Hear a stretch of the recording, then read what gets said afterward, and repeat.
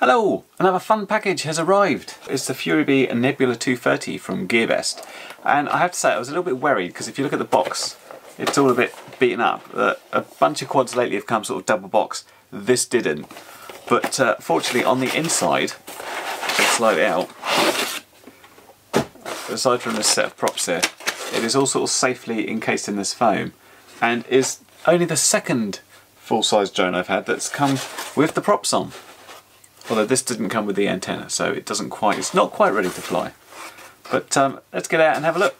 It almost seems like the standard colour for racing drones is now purple. So we've got purple motors, purple props. They've called this material in the description imported ultralight carbon fibre. I haven't checked to see it's conductive yet. It's obviously either laminated in something or covered in something, which gives it sort of a purpley, almost holographic kind of look to it, which is weird. I thought it was an X, but it's not. It's not quite got the angle. I mean, it might be dimensions-wise, it might be right, but it's a slightly stretched version. A little bit different from the rest of the Furebees I've seen just recently. Some welcome, some I'm not quite so sure about. I'll reserve judgment. Now, the first very welcome thing is, if you look in this is a FreeSky XM receiver, not an XM Plus, unfortunately, XM, which is not a full range receiver, but it's so much more welcome than these little tiny D8 compatible things they had, which didn't have any range at all. At least on a proper XM, you know you're going to get decent range out of it. I also like the fact it's got a proper battery strap, one where you can pull and really get a good tight connection there, which is nice. Things that may not be quite so good, it's a CMOS camera with a 2.8mm lens, which seems very narrow in comparison to most of today's 2.5, 2.3s. I'm actually liking the 2.1 a lot. So it kind of feels almost a little bit old school, just with the fact that there's arms and the ESCs there, and the sort of more traditional base and top plate. It's even got this side plate here.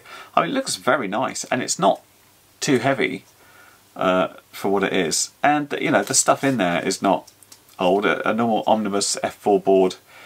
The ESCs on the arms here are 25 amps, and these motors, although not labelled at all, are apparently 2205, 2600 kVs, and again not quite ready to fly, as this motor's spinning independently on the prop, so they need doing up.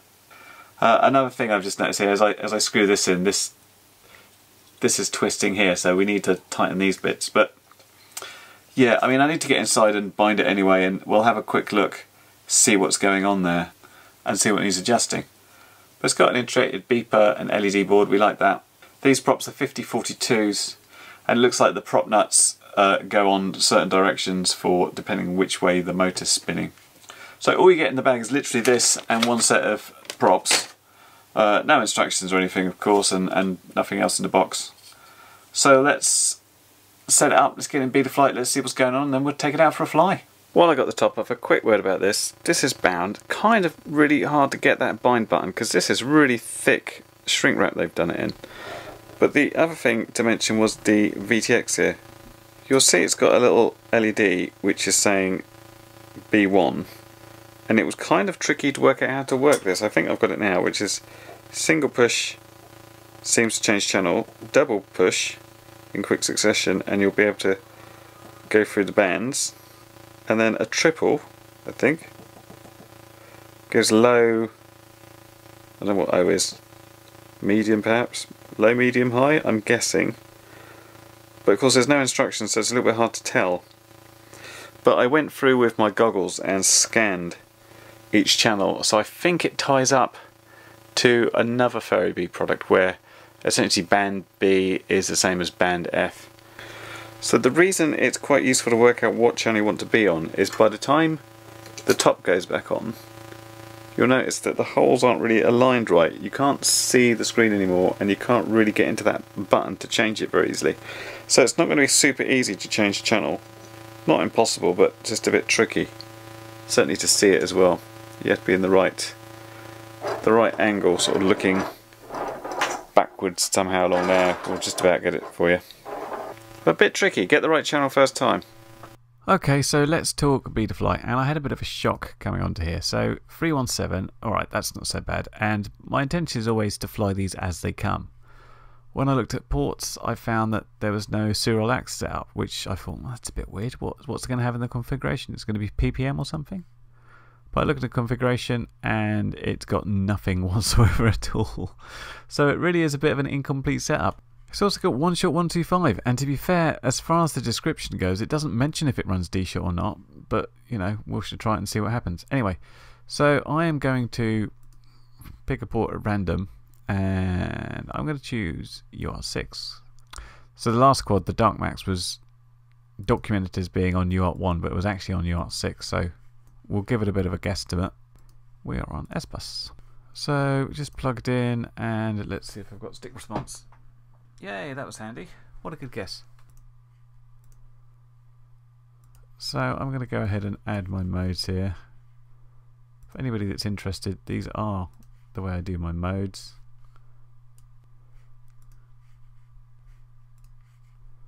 Simple as that.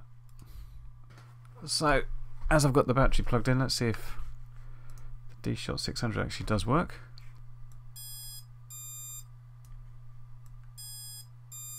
It does not. It just beeps at me. Ooh. We're using multi-shot as it doesn't seem to do D-Shot. Oh yeah, let's do some pitching stuff. So this looks standard, so let's just warp this up to 0.8.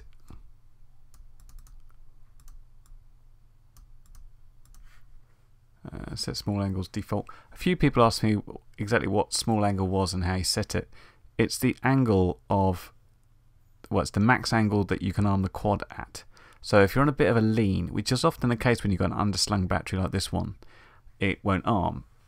So there's two reasons you might want to set small angle. And the first one is because, you know, it might not quite be straight. 25 degrees is not that much when you're dealing in this sort of quad. Secondly, it's about what if it's stuck somewhere and you want to try and get it out and you can't arm it because it's at an angle, so I find it quite useful. So I set mine to 180, which means it can arm at any angle because upside down is essentially 180. But if you do this, don't forget to type save. Hello, welcome back to the field where it is grey. Be interesting to see how the little CMOS camera works on the Nebula 230 here. Normal routine, we'll give it a quick line of sight hover about, make sure nothing untoward is happening. We'll get the goggles on and FPV it. Okay, let's try this.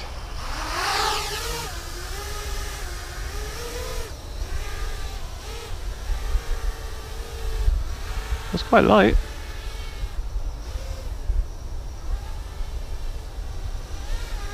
LEDs are nice and bright in this weather.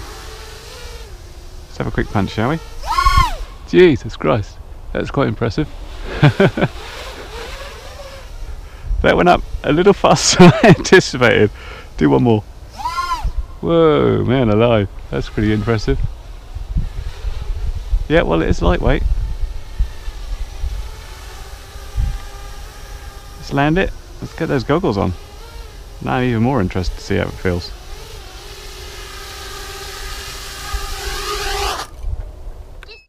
And here we go for the Maiden.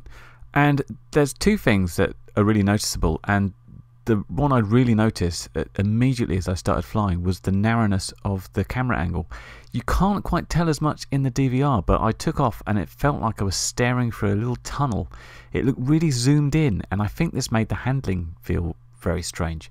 I actually noticed this way before I even looked down and said, why on earth is it saying 12 volts when I've got, like, you know, a fully charged 4S battery which should be showing 16 point something. So, you know, that's indicative of yet another problem. Meantime, it's flying okay, it's responding okay. You can see there's jello though when you put a few maneuvers through. So the CMOS camera isn't great, and then what the hell happened here? It just fail-safed. I couldn't believe it. It's 100 meters out.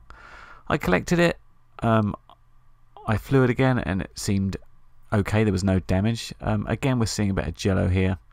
The camera angle at this time isn't right either. It's too far down, so it needs to come up better. But yeah, once again, this was flying okay, but I'm really nervous. I was keeping this in very close just to check there wasn't a problem, because I could hardly believe it was a failsafe that far in. You can see again the CMOS camera struggling as we're coming into landing here. The ground detail is getting blacked out a bit as the lighter sky is up there. But, you know, at least I managed to land this one. So then I whacked up the camera angle a bit better and thought, let's get some proper speed and see how this does, see how this performs. I still didn't like the camera. But again, I'm going along, I'm just thought I won't go too far, and here, failsafe again. This is not going to be flyable in this configuration at all. Well, I don't know where to start. That was disappointing. We've got so many problems here. Aside from the fact we've just had 2 failsafes inside maybe 100 meters tops, and you can see this RX antenna is, I mean, it's not diversity, but it's sticking straight up. It's got reasonable clearance there. There's that. We've got the camera. It seems so narrow. That's supposed to be a 2.8mm lens. It looks more narrow than that. And then we've got the on-screen display showing 12 volts when my battery input is 16 volts, which is very weird. We're going to have to open this up and find out what's going on, because as it stands, this is not really flyable. It's not good at all. I mean, it looks very pretty, but that's about it, isn't it? You don't want an expensive ornament. Let's check it out. Okay, so we got the cover off and we've removed the VTX just to find out what's going on here, and to be honest with you, it's all a bit of a mess. Let's see if I can actually show what we've got here and stay in focus. If you look here, this cable is going to a 12 volt regulator on this power distribution board, and that is the thing that's being passed up to VBAT. VBAT, of course, is what runs the board and is also what is outputted on the VTX. So if you've got a 12 volt regulator going into the VBAT, then your voltage is always going to be 12 volts unless it drops below it. So I thought, well, we've got, if we look here, either side of that, solder pads that would contain the battery voltage. We just solder these to there. But then I got to wondering, well, why did they do that? And maybe it was the other equipment. So I had a look at this VTX, and you note as well that a shield has been removed off this, which isn't necessarily a great idea. But I found the type it is, the TX35B, and that seems to be able to take the voltage no problem. The problem, and that's like, I think it takes up to 6S, so 4S is no problem. The problem here, I think, is this sort of very generic CMOS camera. There's no markings on it, it just says top. And as far as I can see, all the ones I found on places like Gearbest and other Chinese wholesalers seem to be up to 12 volts, and that's an issue. And the reason it's an issue is because what they're doing, on the Omnibus you have this thing called the RAM pin. So you've got ground, video in, video out, and this power here. Now this power is selectable depending on a jumper you set. So by shorting these 2 bottom pins, it means it's putting out the same as the VBAT signal. So at the moment, both the camera and the VTX are getting powered by 12 volts. If we solder here to here, they'll get 5 volts. So if I just put the VBAT into the 4S battery, the camera will explode, which is not a brilliant idea. Best I can figure, what I'm going to have to do is remove the power, at least for the camera, from the VBAT and connect to the regulator, and then take these ones off, put them on the pad and go up to the VBAT there. That should give 4S into the board to run it, but then only 12 volts out to the other bits, which of course is ridiculous, especially in a so-called ready-to-fly quad. And you know, I try and give people the benefit of the doubt, but I can't for the life of me think why they would have done it this way, unless they literally thought, oh look, we've run out of CCD cameras, let's use these CMOS, and then found, oh no, that blew up on 12 volts, let's just wire it differently. Nobody will notice the fact they can't read the battery anymore. I don't know, it's stupid, it's just ridiculous. But let me try wiring this up, and of course while I'm there, this slightly useless XM receiver is not really working for me, so I'll have to move that to an XM Plus. Many changes to do, let's get on with them. Well, that seemed to go okay. I put the new receiver in, I changed the soldering around to take the battery voltage into the VBAT and the 12 volts into the camera and the VTX. Checked the voltages, all seemed good, turned it on, looked okay, connected to camera, blank screen. After quite a lot of investigation involving also thinking, oh, maybe it was the grounds, and swapping those around and trying a camera on a separate monitor and then trying another known working camera in this. I came to the conclusion that it looks like the camera blew and took the pin on the flight controller with it. So basically video in going into the FC doesn't travel to the out. So we've got a perfectly blank screen with the OSD now reading the right battery voltage. I mean, I changed it all the way back. Yeah, I couldn't spot any problem. Normally when I blow stuff up, I can hold my hands up and say, yep, I saw what I did there. Because I blow quite a lot of stuff up. This time, as far as I can see, I didn't do anything wrong. What I would say is where the board was soldered around the video in-out and the ground and voltage connections there were a few burn marks where it looks like the soldering was a bit shoddy. So I don't know if that left some little frayed pieces or burnt out a track or something like that. But it not working now, it be broke, so I can't do any more testing on it. I was actually thinking after those first 2 flights not to bother and just conclude it here, which I'm going to have to now anyway. But the reasons for that was there was so much adrift with it, and I'll just go through what I didn't like and then maybe talk about what I did like, though that list is slightly shorter. Okay, well, as it turns out, the little XM wasn't very good. Now, they could have made things a bit better. If they'd have flashed the RSSI firmware on here and put something on the OSD, then we would have had a clue about it's going out of range and I need to turn back, other than just like, oh, it fell out of the sky, I must be out of range. That is really short range. Literally, these little horrible D8 receivers go further than that, so don't know what's up with that. It's got a bit of a kink in it. I'm wondering if it got caught into something and got a little bit damaged there. So that is one thing. I mean, that wasn't the biggest deal in the world, because you could have bought this plug and fly and bought an XM Plus, and you know, it would have been a lot better. The other thing is the camera. The 2 strikes on the camera here. CMOS sensor, not good. You saw, as I did like a full throttle punch out, you saw some jello appearing. The light handling's not very good. I was coming into landing and I couldn't see any ground details because it went too dark. But above all, the main thing is this lens. This is supposed to be a 2.8mm lens, and to be fair, the DVR footage didn't look like it was that bad. But when I was flying it, it looked like it was zoomed in. I had this tunnel vision, and because of that, every time you swung it around, the handling seemed off. Because of that narrow camera angle, it just looked bumpier because of it. So that camera would have to be swapped out with, you know, just, I mean, this is a cheap, like, you know, it's 10 quid CCD camera, and that would be a million times better than the CMOS one. The ESCs, why don't they run D-Shot 600? Everything else does now. I mean, again, it's not end of the world stuff. You'd be hard pressed to tell the difference between multi-shot and D-Shot when you actually flew them. It's just a little bit more convenient, and it's just like, you know, we've moved on to this point. Why don't they do it anymore? Of course, the fact that the whole thing was completely miswired was terrible. I mean, out the box, this thing should be a case of binding it and flying it. BNF. That's what it's supposed to mean.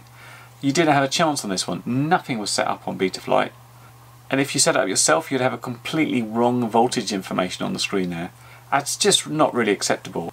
This has been mismade, basically. And I'm not the only one. Whenever I review something, I try and stay away from all reviews, but if I hit a problem like this, I have a quick search around and see what happened. And Andy RC got one of these, had the same problem. 12 volts going into it. He also noted on the fact, and he's got an Emotion RC power meter, that the VTX was putting out like under 10 milliwatts, even on a high power most of the time. So that's not good either.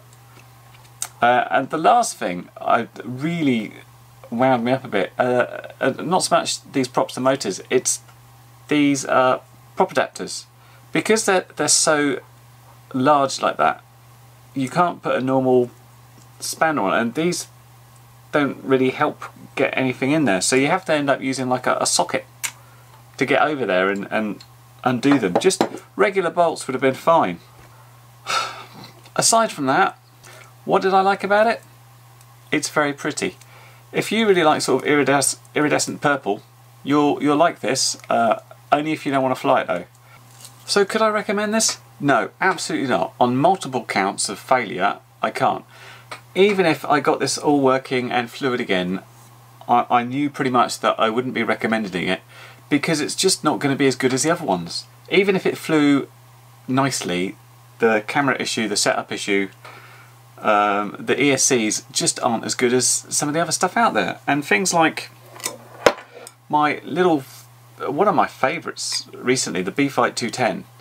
Again, this needed a little bit of work, but it's still miles ahead in terms of setup and design than this one. Really good. At some point this was down to $99, which is just insane pricing. Flies really well out the box. Doesn't fly at all. And similarly, the Dark Max. Again, more modern design, better components, similar-ish price depending on the day of the week, because Gearbest changed their pricing so often. But yeah, unfortunately, pretty as it is, there are far better, far more capable copters than this. I mean, the fact that my one blew up is by the by when you look at the type of components used and how well they work or don't work. I've got a spare flight controller somewhere and another camera, so I could put it together, or I might save the bits for when I'm testing out more components to actually plug in. We'll see. If you've got a burning desire to see it fly, let me know. Otherwise, I'll consign it into the naughty corner until it's time to do something else with it. Sadly, for every brilliant copter to review, there's also a bit of a duffer as well, and this is a bit of a duffer. There is a link, of course, below, and thanks for Gearbest for sending it. But until the next time, I will catch you later. Bye for now.